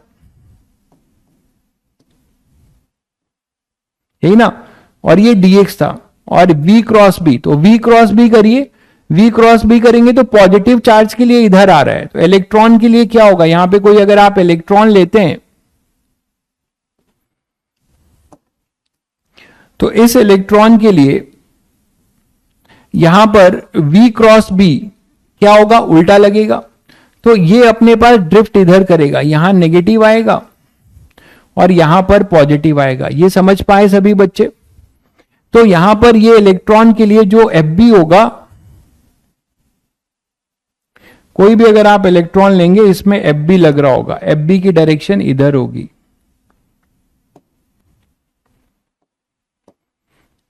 ये अपना FB है। फिर से देख लीजिए, V cross B positive charge के लिए, इलेक्ट्रॉन के लिए इधर, इसका मतलब ये नेगेटिव और पॉजिटिव। तो ऐसे सभी dx टुकड़े, इसको आप किससे रिप्लेस कर सकते हो? एक बैटरी से, ऐसे पॉजिटिव और नेगेटिव। बोलो, तो ये हो जाएगा D इंड्यूस। तो क्या आप ऐसे सभी D को, इस वायर को, इस पूरे रॉड को आप कई सारे, इस रॉड को आप कई सारे ऐसे सीरीज में, कई सारे सेल से रिप्लेस कर सकते हो कि नहीं, जो सीरीज में होंगे? बोलो भाई, सब डी के होंगे।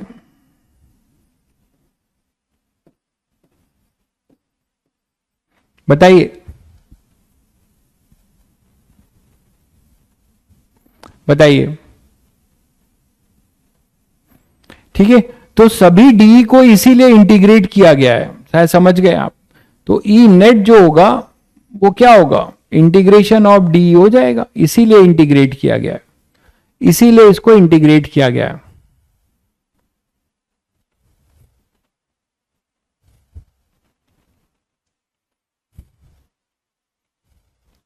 मैग्नेटिक फील्ड की डायरेक्शन चेंज कर दें तो हाँ बिल्कुल चेंज होगा, एरिया वेक्टर की वजह से, ये भी बताया मैंने आपको। एक एग्जांपल दिया था भाई कि मैग्नेटिक फील्ड कॉइल को इनवर्ट से ऐसे पलट दो तो एरिया वेक्टर अपना ट्वाइस हो जाता है, तो फ्लक्स चेंज होगा बिल्कुल। ठीक है, चलिए, तो ये आपने समझ लिया कॉन्सेप्ट। इसी में देखिए, अब आपने ये भी मैंने आपको शुरू में ही प्रूव कर दिया है कि इफेक्टिव लेंगे। जैसे कि अगर मैं बोलूं कि स्ट्रेट ना हो, ठीक है, स्ट्रेट ना हो, अगर मैं सेमी सर्कुलर को क्या कर रहा हूं, घुमा रहा हूं, देखिएगा एक सेमी सर्कुलर वायर है, इसको अगर घुमाता हूं कांस्टेंट ओमेगा से, ओमेगा कांस्टेंट है, आप डेरिवेशन से ही समझ पा रहे हैं, और बी भी यूनिफॉर्म है, तो सभी बच्चे यहां पे बता सकते हैं कि इंड्यूस ईएमएफ क्या होगा ए और बी के बीच में, ए और बी के बीच में इंड्यूस ईएमएफ क्या होगा। इसका सेंटर रेडियस आर है, ये रेडियस आर है।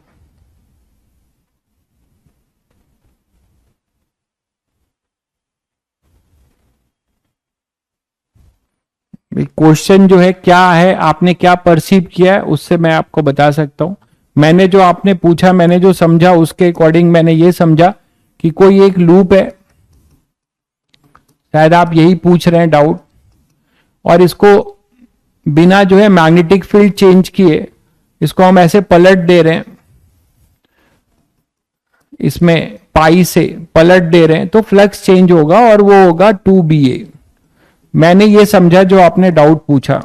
अब आपने और क्या क्वेश्चन है ये मैं नहीं बता सकता, तो एक बार देख लीजिएगा। तो ये सभी बच्चे अब बता सकते हैं कि इसमें हम क्या करने वाले हैं।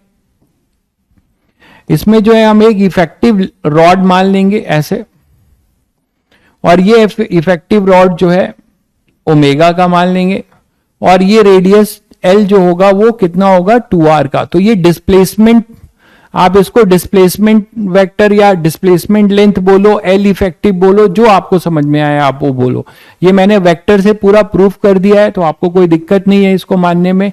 B omega L square by 2, बस हो गया। बस आप डायरेक्शन ध्यान दे दीजिएगा। डायरेक्शन के लिए मन में क्या मानोगे कि यहां एक इलेक्ट्रॉन मन में मानोगे, और ओमेगा इधर है, ओमेगा इधर है, इसका ध्यान दीजिएगा। तो इसमें टेंजेंशियल वेलोसिटी इधर होगी, तो इसमें ड्रिफ्टिंग किधर होगी, v cross B, positive charge के लिए v क्रॉस बी ऊपर है, नेगेटिव चार्ज के लिए नीचे। ठीक है, तो ये आपको हर बार देखना पड़ेगा, ये आपको हर बार देखना पड़ेगा। मैं आपको रटा नहीं रहा हूं कि क्लॉकवाइज हो मैग्नेटिक फील्ड इनवर्ड हो तो ऐसे रटो, एंटी क्लॉकवाइज हो मैग्नेटिक फील्ड इनवर्ड हो तो ये रटो, मैग्नेटिक फील्ड आउटवर्ड हो क्लॉकवाइज हो तो वो रटो, ये सब कुछ मत रटिए। आप सीधे सीधे कोई इलेक्ट्रॉन पकड़ लीजिएगा, ओमेगा की डायरेक्शन में उधर टेंजेंशियल वेलोसिटी दीजिएगा, और v क्रॉस बी से ड्रिफ्टिंग देख लीजिएगा। इलेक्ट्रॉन की ड्रिफ्टिंग नीचे है, ये ऊपर है, तो अपने पास हो जाएगा vb माइनस va, ये आएगा b omega R square 2r square. b omega L square था, तो b ओमेगा 2r का होल स्क्वायर बाई में 2, तो ये आएगा b omega 2b omega R square. ठीक है, अगर कहीं आपसे va माइनस वीबी पूछेगा, अगर आपसे va माइनस वीबी पूछेगा तो माइनस टिक करिएगा। अगर आपसे va माइनस वीबी पूछेगा ऑप्शन में, मान लो मेंस में क्वेश्चन आया और आप ये करके आ गए, पूछ रहा है va माइनस वीबी, तो minus 2b omega R square आप टिक करिएगा। तो इसमें भी लोग गलती कर देते हैं। ये क्लियर है? तो रोटेशन में भी आपको इफेक्टिव का कॉन्सेप्ट समझाया है। जैसे मान लीजिए एक क्वेश्चन और देखते हैं।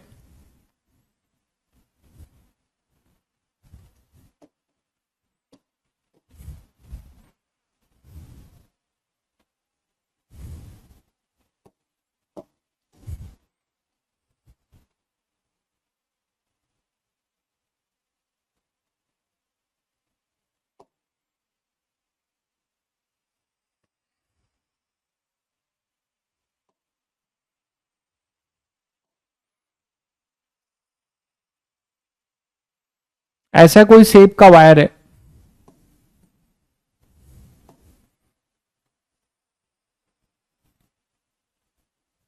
मान लो इस शेप का वायर है,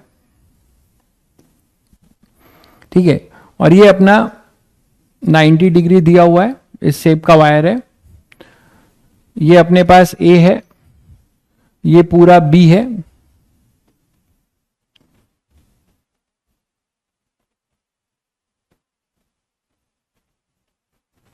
ये बी है पूरा, ठीक है,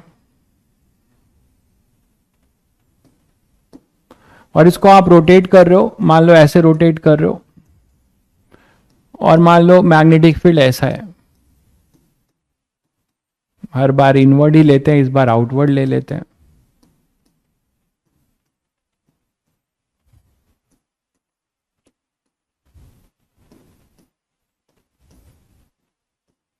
ठीक है, और आपकी ये ए है, ये बी है, ये सी है।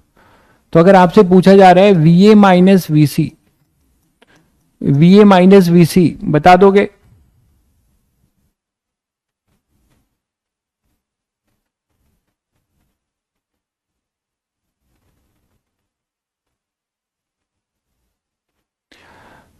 अभी आएंगे भाई रौनिक, आप जो पूछ रहे हैं उस पर मैं आऊंगा अभी, कि जब ट्रांसलेशनल और रोटेशनल दोनों मोशन हो तो क्या करेंगे, उस पर हम आएंगे, ठीक है, थोड़ा सा संयम रखिए, नेक्स्ट क्लास तक आ जाएंगे उस पर। अभी मैं केवल ट्रांसलेशन के लिए बताया, रोटेशन के लिए आज बता रहा हूं, फिर उस पर भी आएंगे। तो ये सभी बच्चे कर सकते हैं। इसमें इफेक्टिव देख लेने का है, ये 90 डिग्री दिया है मैंने आपको, तो इसका इफेक्टिव लेंथ वेक्टर बनाना है, जहां से रोटेट करते हैं वहां से एंड पॉइंट का, ये इफेक्टिव बन जाएगा भाई, या डिस्प्लेसमेंट जो भी आप बोलिए, एल इफेक्टिव। तो एल इफेक्टिव अपने पास हो जाएगा under root A square plus B square, under root A square plus B square, ठीक है भाई, under root A square plus B square. But इसमें आपको डायरेक्शन देखना जरूरी है, बहुत बच्चे ये तो कर लेते हैं बट प्लस माइनस से उनका आंसर गड़बड़ हो जाता। तो यहां पर अपने पास सीट के क्वेश्चन टिक लगाने हैं, हाँ, लेकिन मेरे पास अभी फिलहाल सीट नहीं है, तो मैं आपको कल कंफर्म आपको टिक करा दूंगा, तब तक कुछ और भी पढ़ लेंगे। तो यहां से अगर आप देखो तो यहां पे कोई इलेक्ट्रॉन मानो, इसकी वेलोसिटी इधर मानोगे, पोलैरिटी कैसे डिसाइड करना है, यहां पे इलेक्ट्रॉन है, इसकी वेलोसिटी कुछ इधर मान लोगे, तो v क्रॉस बी करोगे तो पॉजिटिव चार्ज के लिए इधर है, इलेक्ट्रॉन के लिए इधर। देखो अब उल्टा हो गया कि नहीं, इसीलिए कुछ रटो मत, ये नेगेटिव हो गया, ये पॉजिटिव। बहुत लोग ऐसा रूल बना लेते हैं कि जिधर रोटेट कर रहा है उधर प्लस रहेगा, ऐसा कुछ मत रटिएगा। तो ये नेगेटिव हो जाएगा, ये पॉजिटिव, बिल्कुल लेके आएंगे भाई, याद नहीं रहता है, सॉरी। अभी मैं मोबाइल से देख के आपको बता सकता हूं बट उसमें बहुत टाइम लगेगा, मैं पहले से टिक करके आऊंगा तो ज्यादा बेटर है। ये नेगेटिव और ये अपने पास पॉजिटिव, तो यहां से इलेक्ट्रॉन है क्यू वी क्रॉस बी। अच्छा मैंने उल्टा कर दिया क्या, मैंने उल्टा कर दिया शायद, देखो v क्रॉस बी ऊपर है ना, ये ऊपर लिया है, तो v क्रॉस बी इलेक्ट्रॉन के लिए इधर ही होगा, ठीक है, ये नेगेटिव आ रहा है, ये पॉजिटिव आएगा, ये नेगेटिव आएगा, ये पॉजिटिव आएगा भाई। ये सबको क्लियर हुआ कि नहीं, पहले ये बताइए। अरे ये बहुत जरूरी है, ये सबको क्लियर हुआ। तो v cross B positive charge के लिए इधर है, इलेक्ट्रॉन के लिए इधर होगा, इधर नेगेटिव इधर पॉजिटिव, तो बस आप फटाक से लिख दो। इन V A minus V C पूछा है, हमारा V A minus V C negative आ रहा है, कायदे से V C minus V A होगा बी ओमेगा एल इफेक्टिव का स्क्वायर, मतलब A square plus B square, B omega L square by 2। हमसे पूछा है V A minus V C होगा minus B omega A square plus B square by 2, ये होगा भाई, ये आएगा, बिल्कुल बढ़िया, बहुत बढ़िया, सही है। तो एक क्वेश्चन ये बच गया था, इसको निपटा ही देते हैं। तो ये सभी बच्चे यहां पे समझ रहे हैं कि ये नॉन यूनिफॉर्म मैग्नेटिक फील्ड में, ये नॉन यूनिफॉर्म मैग्नेटिक फील्ड में जा रहा है। तो ये नॉन यूनिफॉर्म मैग्नेटिक फील्ड क्यों है, क्योंकि ये इनफाइनाइटली लॉन्ग वायर है, इसके मैग्नेटिक फील्ड में ये जा रहा है, तो इसके हर पॉइंट पे मैग्नेटिक फील्ड अलग अलग होगी। ये आप देख पा रहे हैं, हर पॉइंट पे मैग्नेटिक फील्ड अलग होगी। तो आपको इसको इंटीग्रेट करना पड़ेगा भाई। यहां पे आपको मैं दे रहा हूं, ये डिस्टेंस मान लीजिए a है और ये डिस्टेंस मान लीजिए ये पूरा l है। इस स्लाइडर का लेंथ l है, ये डिस्टेंस यहां से a है, ये वाला। ठीक है, तो आपको क्या करना पड़ेगा, किसी x पे जाना पड़ेगा और एक छोटा सा टुकड़ा कट करेंगे dx का। इसका फायदा आप क्या लेने वाले हो, इसका फायदा आप ये लेने वाले हो कि केवल dx, इस dx के टुकड़े के लिए आप बोल सकते हो कि मैग्नेटिक फील्ड यहां पर क्रॉस में होगा और b एट x होगा। केवल इस dx के टुकड़े के लिए मैग्नेटिक फील्ड यहां बना दे रहा हूं। ये जो dx है इसके लिए मैग्नेटिक फील्ड कांस्टेंट होगा और वो वही होगा जो b एट x होगा। ये x डिस्टेंस पे है ना, तो जो b एट x होगा, क्योंकि dx बहुत छोटा है, dx बहुत छोटा है, तो इसके लिए क्या लिखेंगे, BLV। ठीक है ना भाई, कांस्टेंट वेलोसिटी से जा रहा है तो इसकी वेलोसिटी तो v होगी। तो d इंड्यूस यहां लिखा जाएगा, वो होगा b एट x, l के जगह dx इंटू v, और b एट x सबको पता है mu naught i upon 2 pi x v dx। तो ये फंक्शन बनेगा तुम्हारा।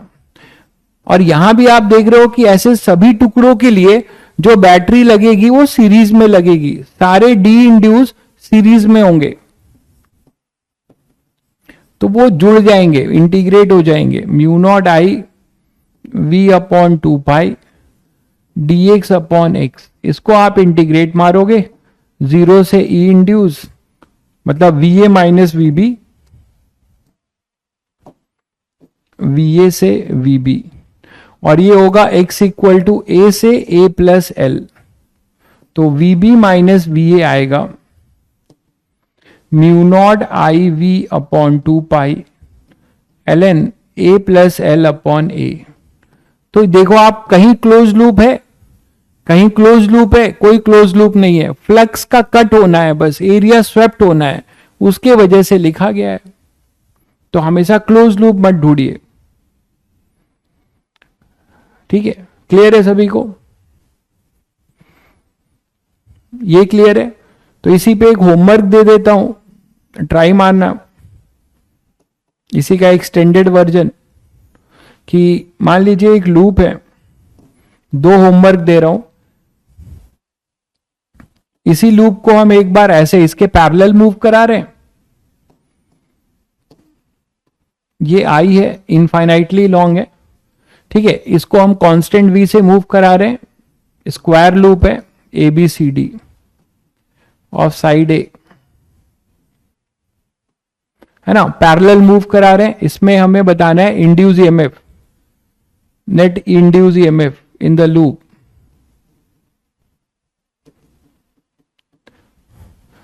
ठीक है, दूसरा एक है कि इसी में हम क्या कर रहे हैं, यही इनफाइनाइटली लॉन्ग वायर है और इस लूप को हम इसके परपेंडिकुलर मूव करा रहे हैं v वेलोसिटी से। ठीक है, और ये अपना A है।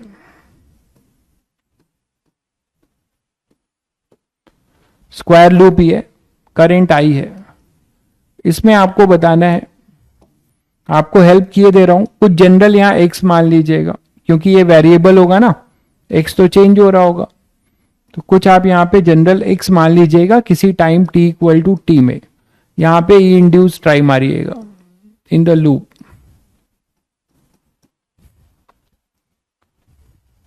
ठीक है, बहुत बच्चों को चमक गया शायद, तो ये दोनों ट्राई करिएगा, जो अभी कॉन्सेप्ट है उस पे क्लियर हो जाएगा आपको। चलिए फिर कल मिलते हैं, कल आपको मैं क्वेश्चन टिक करा दूंगा मॉड्यूल के। क्या आप लोगों ने मैग्नेटिक फील्ड के क्वेश्चन निपटाए, मॉड्यूल के क्वेश्चन निपटाए, डीपीपी और के अलावा मॉड्यूल के मैग्नेटिक फील्ड वाले के, तो वो अगर आपने कर लिए हैं तो मैं कल टिक करा दूंगा। ठीक है, चलिए फिर कल मिलते हैं।